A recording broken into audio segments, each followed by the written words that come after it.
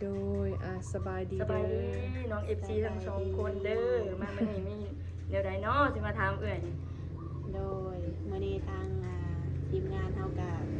ได้มีโอกาสมาหาเอื้อยอีกเทื่อหนึงเนาะ โดย อันนี้คือรอบที่2เนาะเอ้ย โดย คือมื้อนั้นน่ะมาถ่ายทำเปิดใจเนาะ โดย ก็ได้ประมาณทิศ2ทิศ โดย มื้อนี้ก็เลยว่ามาอัปเดต โดย เป็นอะไรสถานะหัวใจทุกมื้อนี้ สถานะหัวใจบ่ โดย ก็ว่ามีบอกคนอันแชทเข้ามาคุยกะมี โดย กะเฮาก็เบิ่งกันไปเรื่อยๆนะแบบว่ายังบ่ได้การันตีว่าตกลงปรงใจว่าข่อยมักคนนี้แหละบ่แม่นเฮาก็ อืม แบบมันก็หลายคนนั่นแชทเข้ามาถามเข้ามาเนาะเฮาก็ โดย เฮาก็เว้านำรุ่นน้องก็มีรุ่นนั้นซัมพอก็มี รุ่นน้องก็มีบ่ มี36 ปี บ้านเด้อโดยมักอยู่บ่เอ่ยรุ่นน้องนี่ รุ่นน้องบ่กะเบิ่งเงินท่าที่ลีลาเขากับเป็นผู้ใหญ่พ่อกะกะมักอยู่ อืม กะบ่ปฏิเสธนะ โดยคือคนทางไรที่ทักมานี่เอ่ย คนไทยเวียงจันทน์ โอ้ คนแก่ผู้หนึ่งกะอยู่ไทยเชียงพวง โอ้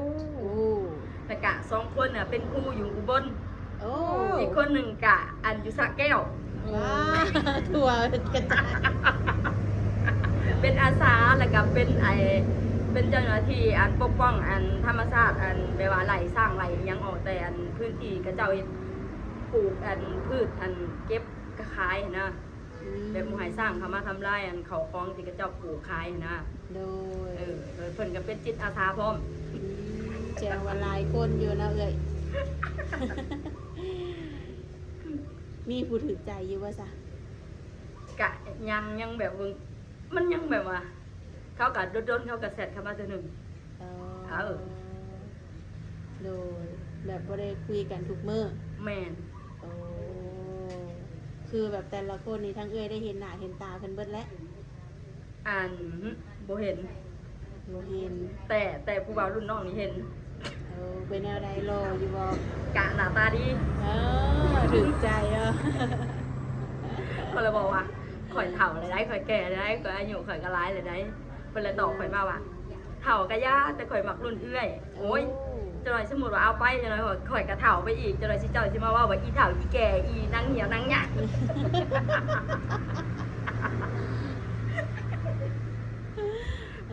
แม่นตอนเอากันใหม่เพราะว่าได้รับกันรับได้บัดโดนไปแหละมันมีคำเว้าให้กันได้เพราะว่าอนาคตข้างหน้ามันชมบ่เห็นเพราะว่าอนาคตตอนนี้นะว่าวได้เพราะว่า ก็คือได้เห็นหน้าเห็นตาเพิ่นแล้วเนาะ แม่นอันผู้เป็นครูอยู่บนนี่ยังบ่ให้เห็นเขาบอกว่าเปิดกล้องให้เบิ่งแงก็บ่เปิด เพิ่นบ่ยอมเปิด แม่น โอ้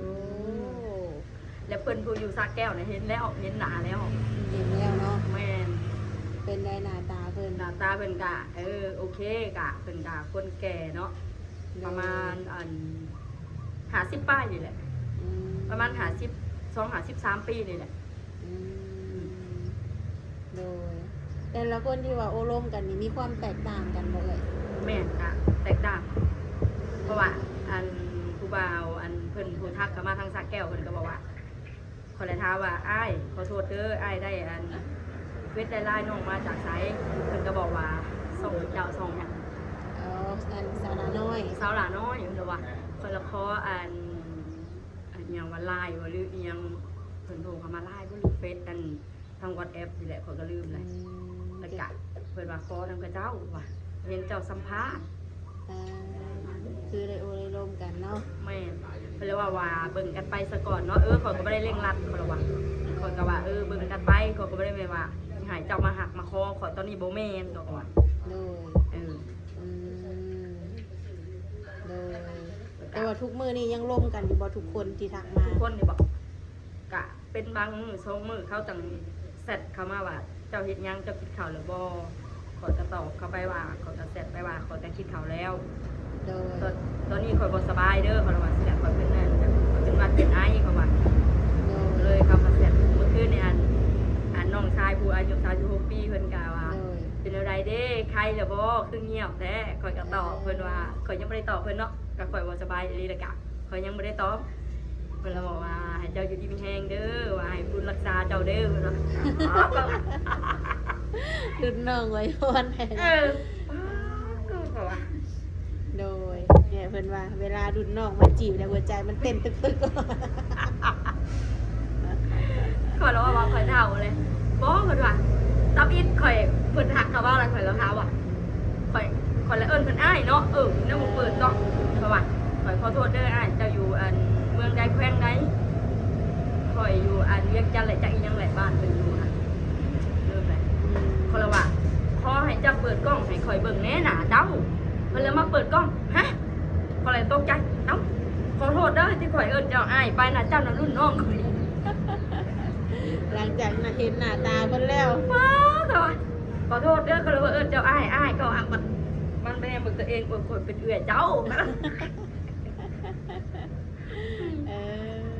แล้วเพิ่นคิดว่าข่อยนะอายุรุ่นเดียวคราวเดียวกับเราแล้วว่าเราบ่ได้เชื่อได้ว่าอายุข่อย40ปลายปีนะมันบ่คือเลยว่าคนอายุ40ปลายปีเพิ่นว่า เออโดย ข่อยก็ฮู้ว่าเพิ่นน่ะเขาว่าป้าไปเอิ้นเขาอ้ายนะว่าบัดทำมาเปิดกล้องมือโอ้ยว่ะ โดย รุ่นน้องคอยเจ้านั่นว่ะ นี่แหละเพิ่นว่าชีวิตมันจะมีความตื่นเต้นท้าทายนะเว้ย แม่ มีรุ่นน้องมาจีบ แม่นก็หามีแต่ผู้เดียวนี่แหละครั้งแรกในชีวิตที่เกิดมา ครั้งแรกในชีวิตอีก แม่น โดยคือแบบว่าทุกคนที่ร่วมกันนะเพิ่นแบบเพิ่นอยากมาหาอยู่บ่ เพิ่นกะเพิ่นว่าว่าอันอยากมาหาแต่ว่ายังข่าวอยากค้างงานเพิ่นก็ว่า อ๋อ ข่อยก็ว่าบ่เป็นหยัง โดย ถ้าเข้ามาทางเพจทางไลน์ก็ได้เพราะว่า อืม ข่อยก็เข้าใจว่าสิเจ้าข่าวอยากค้างงานข่อยก็ว่าเดี๋ยวนี้ โด นะ ย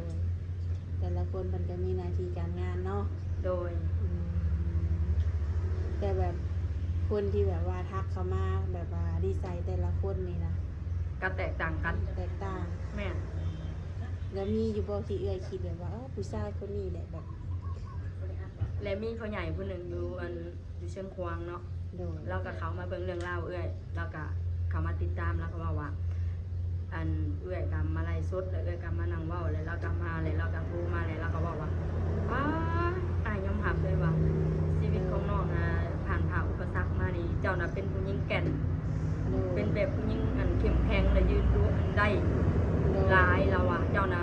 เฮ็ดผลสำเร็จน่ะได้หลายแล้วว่าขอยอมรับเลยว่านี่นิสัยเจ้าก็เรียนรู้เดียวก็เก่งแล้วว่าดีแล้วเราว่า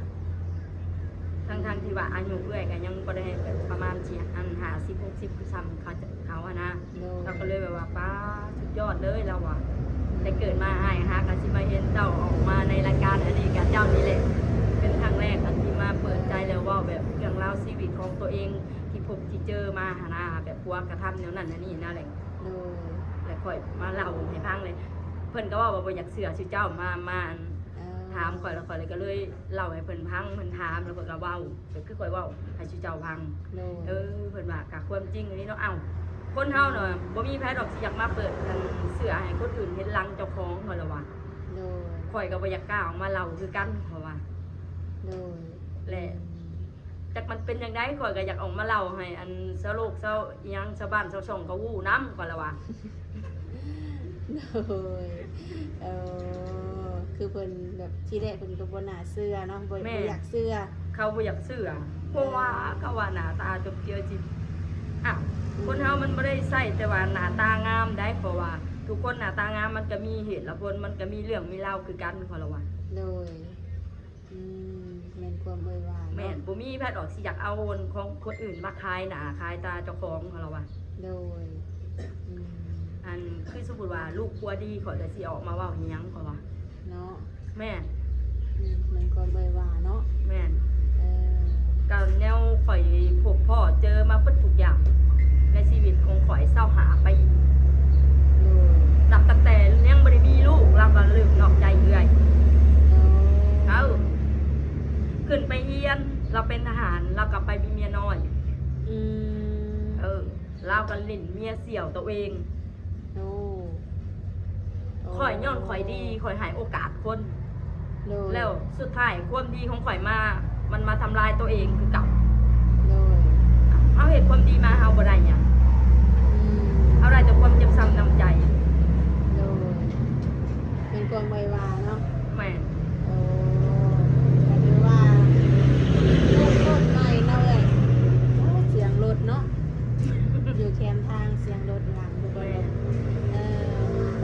รับแบบว่าในมื้อนี้เนาะเว้ยเนาะแบบหนุ่มๆเพิ่นเห็นคลิปใหม่เนี่ยยังมีโอกาสจีบอยู่บ่ แม่น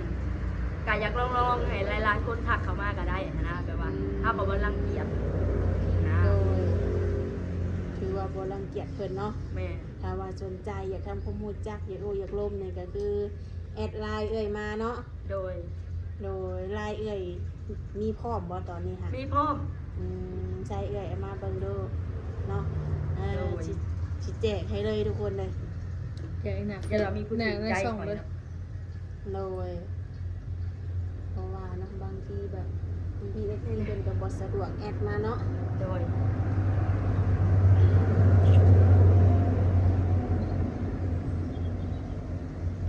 เขาได้บอสละน้อยลายทางผู้สาวโสดเนาะลายของเคยเพิ่น เอออันนี้จะเป็นไลน์ทางเอ่ยเป็นเนาะไอที่ว่าแบบบสะดวกแอดมาหาทางเฮาเนาะเสมอ โดย ก็คือแอดเอาในซองเลยเนาะ มาของข่อยสิจะเทือนได้เนี่ยอุ้ย เห็นบ่ ก็ ทุ คื ก อ คน ทางเอื่นก็เปิดใจหาสามี อันนี้คือลายเอื้อยเพิ่น โด เนาะ ย บ่ได้ตัวบ่ได้ต้มเนาะ บ่โสด100% โดย คอยว่าเอาแบบว่ามาตัวมานี่ดอกยันกับเจ้าอันก็เม่นเขามาด่าซุมน้องหั้นนะแบบว่าอีหยังเราบ่โสดบ่อีหยังก็คือแบบว่ามาตั้งใจมาสัมภาษณ์เราให้เรามาเว้าแบบความคิดตัวหลอกลวงคนอื่นนะมาเบิ่งหั้นนะ โดย ก็เลยบ่อยังให้ไปว่าเข้าตาหนาสุดเจ้าว่าเป็นหยังเราพาขี้ตัวกันมาขี้ตัวหั้นนะเนี่ยบ่อยังให้มันมี โดย โสดก็คือเอ้ยโสด100%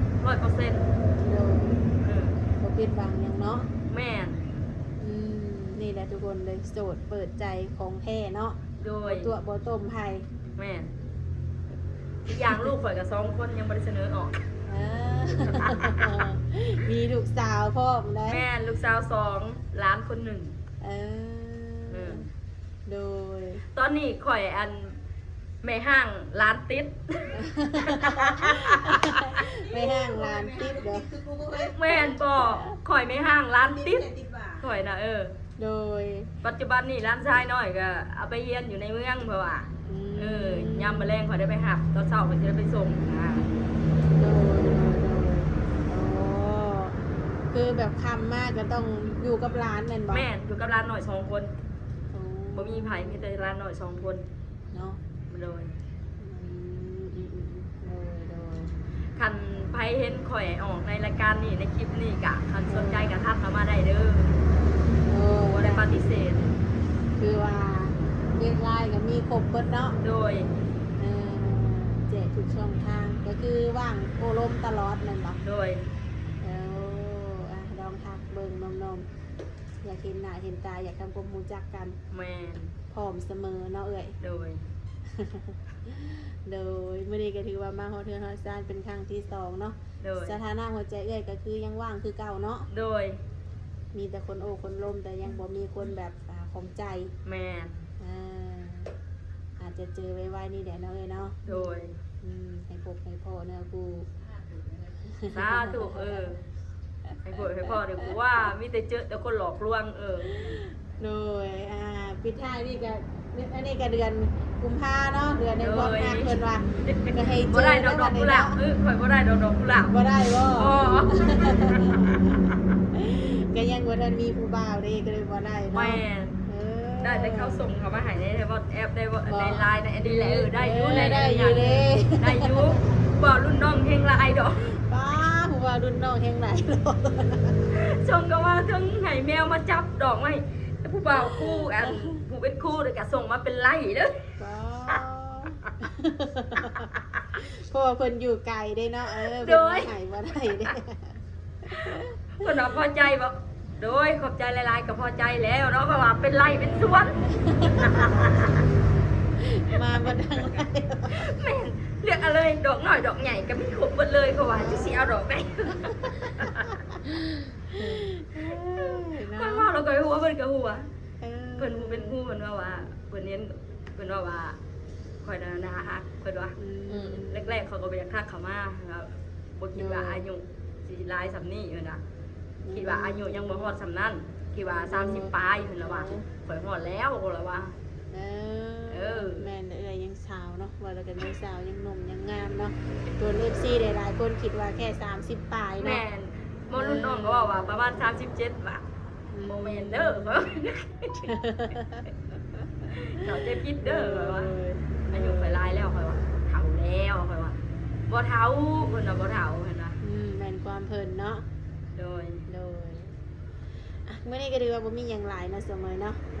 เพราะว่าน้องเราก็สิได้ขอตัวกลับก่อนนะเว้ยเนาะ โดย ไว้พบพ่อกันในโอกาสหน้าเนาะ โดย สิมาร่วมเดี๋ยวมาอัปเดตให้ FC โด ได้ ย ทำหูใหม่เนาะ โดย โดยสบายดีเด้อ สบายดี สบายดี คนเด้อให้เจ้าผลสำเร็จเด้อเวียกงานการสิเจ้าก็ให้ก้าวหน้าก้าวตาเด้อสิเจ้าก็ได้วันแห่งความหักกะให้หักเมียเดียวผัวเดียวเด้อน้องก็ได้เจ้าก็ย้อนกลับคืนเด้อ โดย